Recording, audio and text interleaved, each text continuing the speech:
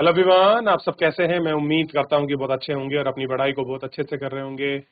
तो मेरे प्यारे बच्चों, हमारी 11वीं क्लास है और 11वीं क्लास में हमने 2 लेक्चर बेसिकली हमने जो है ज्योग्राफी को समझने की कोशिश की कि कौन कौन से उपक्षेत्र हैं, कैसे कैसे पढ़ते हैं, demography geography, human geography, physical geography, climatology क्या होती है, ओशनोलॉजी वगैरह क्या होती है, इंटीरियर स्ट्रक्चर वगैरह कहाँ कहाँ कैसे कुछ पढ़ते हैं, कौन कौन क्षेत्र है उनमें कैसे बांटा गया है, टोटली हम लोग देख चुके हैं। आज हम लोग इसमें आगे बढ़ने वाले हैं और आगे बढ़ने के साथ हम इसमें बहुत सारी चीजों को अच्छे से देखेंगे ताकि आप पढ़ सको। और इकाई सेकंड, पहली इकाई में हमने खाली पढ़ा था, आपको याद होगा क्या देख रहे थे।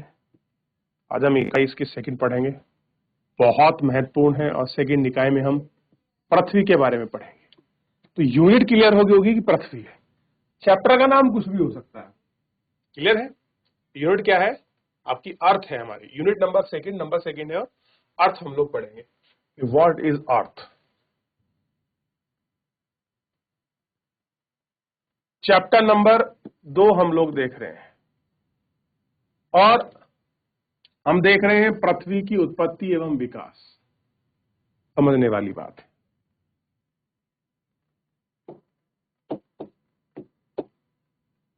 अब मैं आपसे पूछूं सिंपली, आगे बढ़ने से पहले, पृथ्वी की जो उत्पत्ति है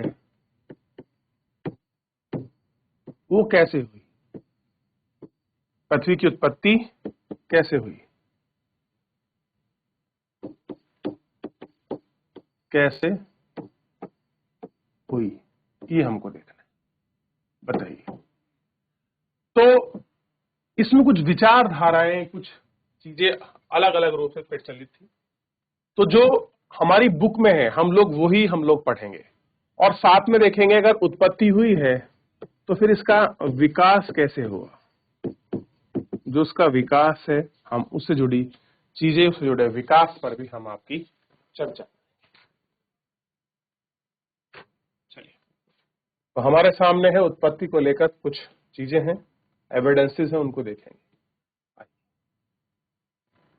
कह रहे क्या आपको कविता याद है जो आपने नर्सरी क्लास में पढ़ी थी। कौन सी।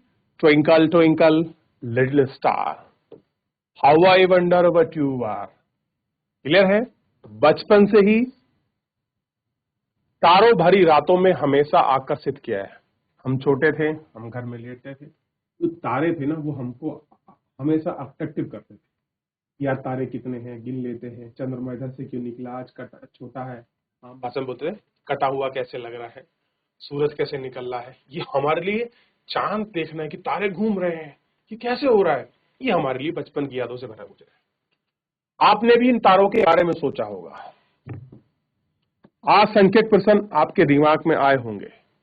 कुछ प्रश्न ऐसे प्रश्न हैं जो आकाश में कितने तारे हैं, बिल्कुल जो अभी बात कर रहा था, और ये तारे कैसे बने हैं, क्या कोई आकाश के अंत तक पहुंच सकता है। हाँ, ये क्वेश्चन भी बहुत करते थे हम लोग। और प्रश्न के अतिरिक्त हम भी कोई प्रश्न आपके दिमाग में आया, कोई और प्रश्न आया होगा कि इनकी लाइट कब खत्म हो जाएगी, कि कब तक जल रहे हैं। इस अध्याय में आप जानेंगे कि ये टिमटिमाते तारे कैसे बन जाएं। इसके साथ ही आप पृथ्वी की उत्पत्ति एवं विकास की कहानी को पढ़ेंगे। कैसे पढ़ेंगे हम, एवं विकास की उत्पत्ति की कहानी को पढ़ेंगे। क्लियर है, यहां से शुरुआत है। तो सबसे पहले हम पढ़ते हैं आरंभिक सिद्धांत। आरंभिक सिद्धांत मतलब पृथ्वी की उत्पत्ति कैसे हुई। इस विषय में कुछ लोगों ने अपने इनिशियल स्टेटमेंट दिए हैं, ठीक, उसको कहते हैं आरंभिक क्या है, स्थिति। और पृथ्वी की उत्पत्ति के संबंध में दार्शनिक बहुत सारे फिलोसफर हैं एवं वैज्ञानिकों की परिकल्पना है।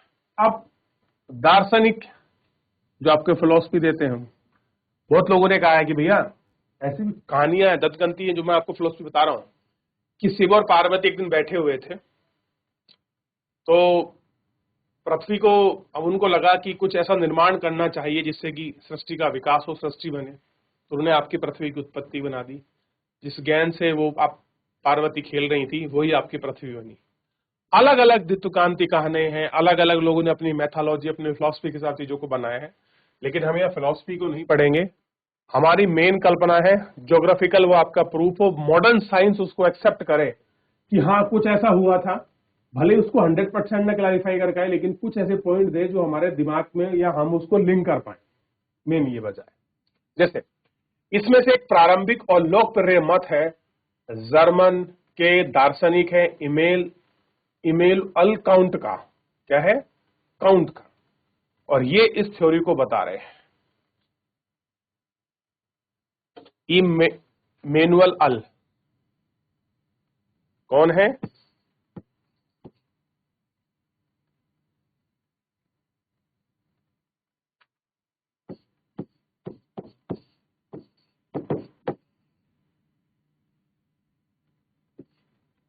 ठीक,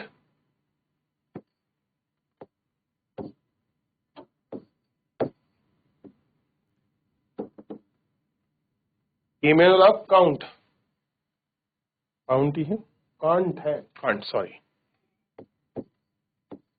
कांट। ये ऐसे ज्योग्राफर आए जिन्होंने अपनी एक थ्योरी को देने का प्रयास किया 1796 में। तो पहले ज्योग्राफर आए जिन्होंने अपना कुछ पृथ्वी पे एक्सप्लेनेशन की बात करी। इन्हीं के एक्सप्लेनेशन को हम सबसे पहले पढ़ते हैं। क्या कह रहे हैं? इन्होंने एक लाप्लेस संशोधन प्रस्तुत किया और इन्हीं की थ्योरी है निहारिका परिकल्पना, निहारिका निम्बलस हाइपोथेटिक्स के नाम से जानते हैं। इस परिकल्पना के अनुसार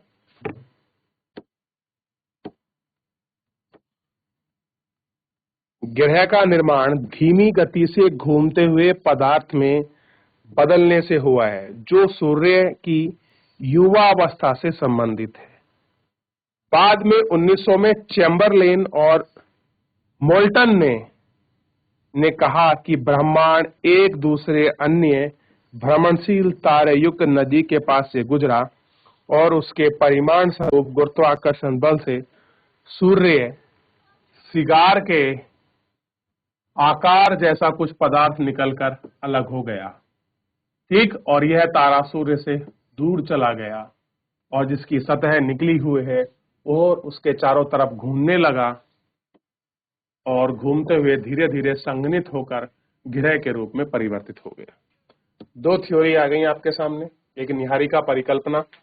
ठीक है, तो सबसे पहले हम निहारिका जो आपका परिकल्पना है, इसी परिकल्पना को हम लोग देखेंगे कि भाई निहारी परिकल्पना क्या कहती है, ताकि हम लोग समझ सकें कि पृथ्वी का जो मूल सोर्स है वो क्या है।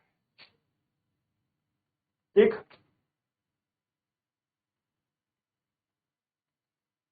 नए पेज में ले ले, ज्यादा अच्छा है ताकि हम लोग समझ सकें। तो सबसे पहले 1796 में कौन आ रहे हैं? तो ध्यान रखना है, हमारे ज्योग्राफर हैं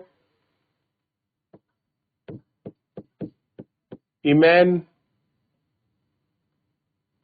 अल काउंट।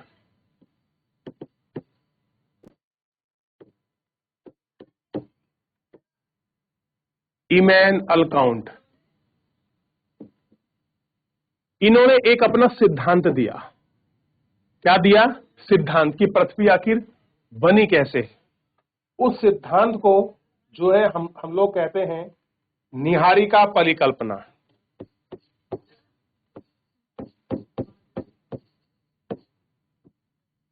निहारिका परिकल्पना कैसे है, क्या कहते हैं? निहारिका परिकल्पना। क्लियर है? इस निहारिका परिकल्पना में इन्होंने क्या कहा कि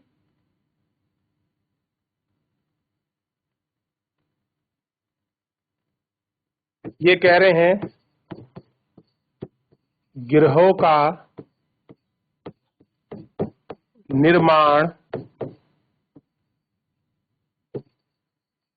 धीमी गति से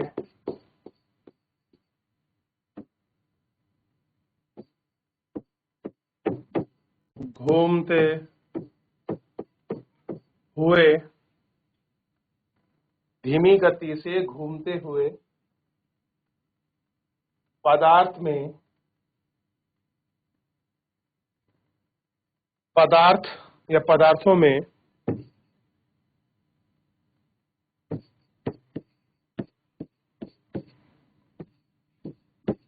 पदार्थों में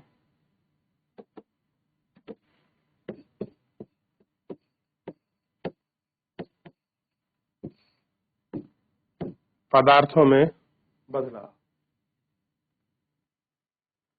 बदलाव हुआ जो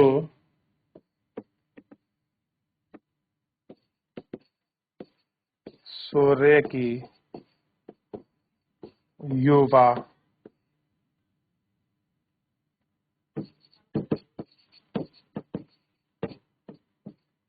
अवस्था से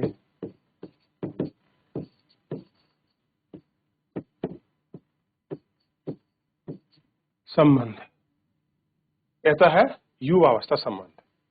क्या कह रहे हैं? कह रहे हैं कुछ बहुत सारे पदार्थ थे, थोड़ा सा मैं इसे बड़ा कर लेता हूं। कह रहा कुछ ये इस तरीके से कुछ पृथ्वी पर बहुत सारे पदार्थ थे। अब ये बीच में सूर्य था। अब कह रहे हैं कि पदार्थ घूमते चले गए और घूमते होने पर ये धीरे धीरे कैसे हो गए? बड़े हो गए, आपस में जुड़ गए और समय के साथ कुछ बहुत बड़े, कुछ इस तरीके से रह गए। इन्होंने ऐसी परिकल्पना प्रस्तुत की कि भाई ये शून्य है और इस आधार से जो ग्रह थे तो घूम रहे थे इस तरीके से कि जुड़कर बड़े हो गए और बन गए। तो ये क्या बताया है इन्होंने? ये इतना दी, और ये शुरुआत में चली थी ये वाली थ्योरी कि भैया शुरू में कुछ ऐसा हुआ, बहुत सारे पदार्थ आकाश में घूम रहे थे मैटर रूप में, ठीक है। अचानक क्या हुआ कि वो कुछ समय के बाद धीमी गति से घूमते घूमते जुड़ गए और जुड़कर क्या हो गए?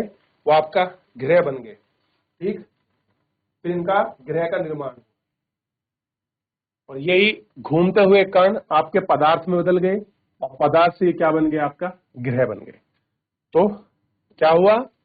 पहले ये आपके पदार्थ थे, कैसे थे?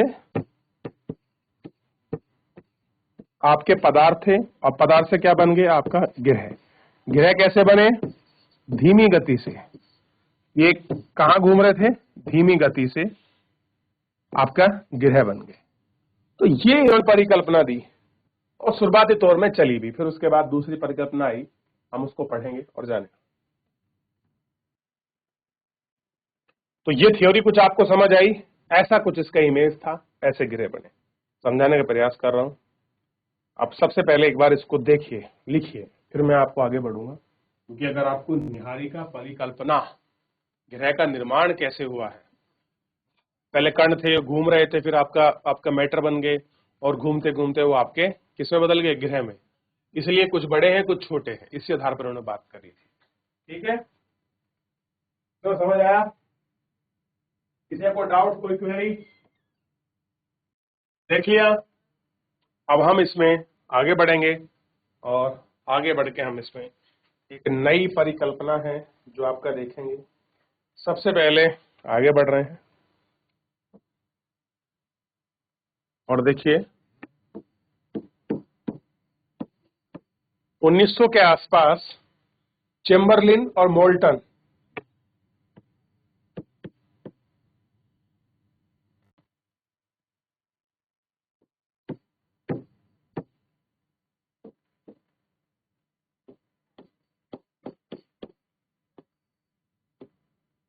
चेम्बरलेन तथा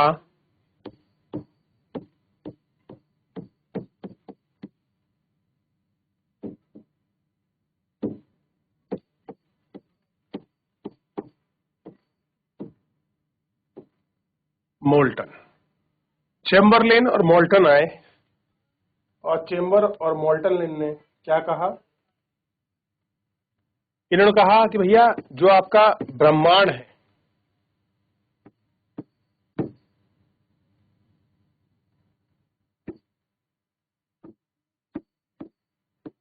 जो ब्रह्मांड है,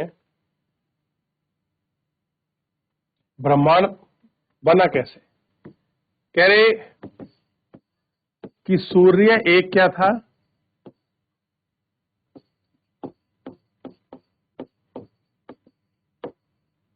भ्रमणशील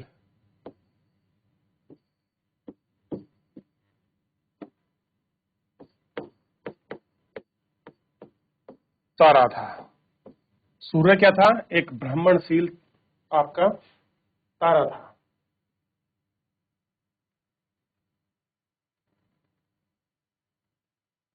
या इन्होंने कहा कि एक भ्रमणशील तारा, एक भ्रमणशील तारा,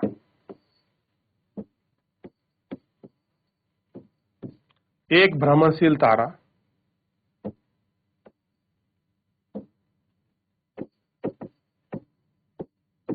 सूर्य के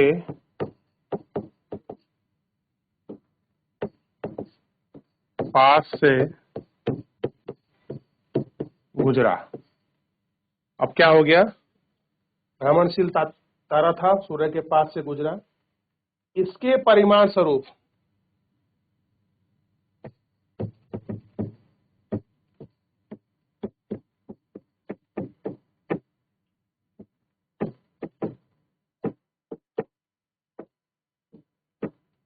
इसके परिमाण स्वरूप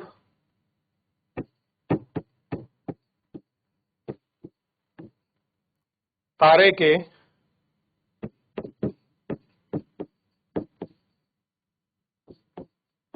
गुरुत्वाकर्षण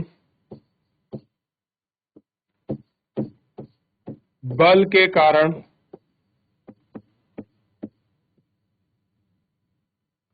कारण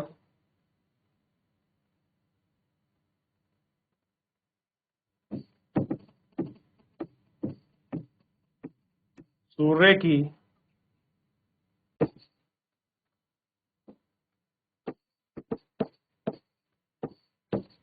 सतह से, एक सतह से सिगार के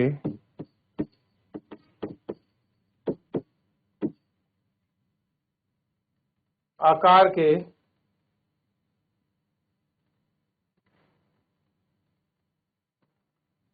कुछ पदार्थ निकला।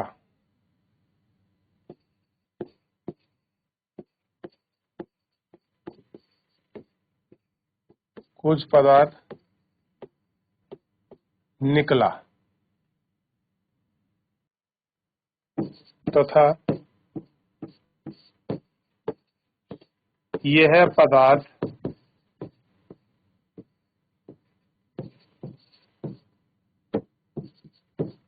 सूर्य के चारों तरफ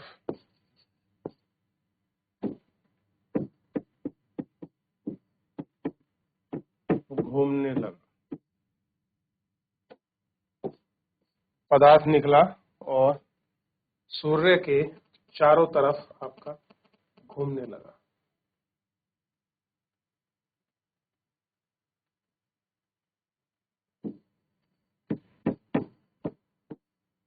घूमते घूमते धीरे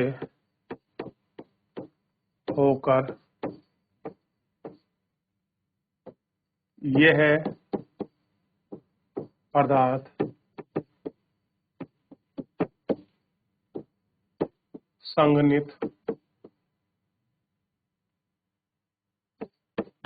हो गया तथा बाद में गिरहों का निर्माण हुआ। क्या हुआ?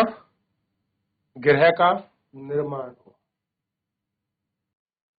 और ये सिद्धांत को काफी मान्यता मिली वैसे, और इसी को कहा गया था, ये जो सिद्धांत था इसको कहा गया था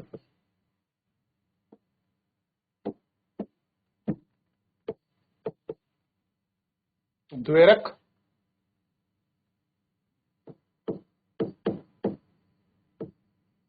द्वैतारक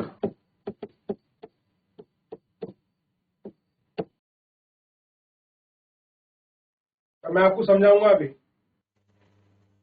देखिए, ये कह रहे हैं कि हमारा सन था और सन के बगल में से कोई आपका कोई तारा निकला।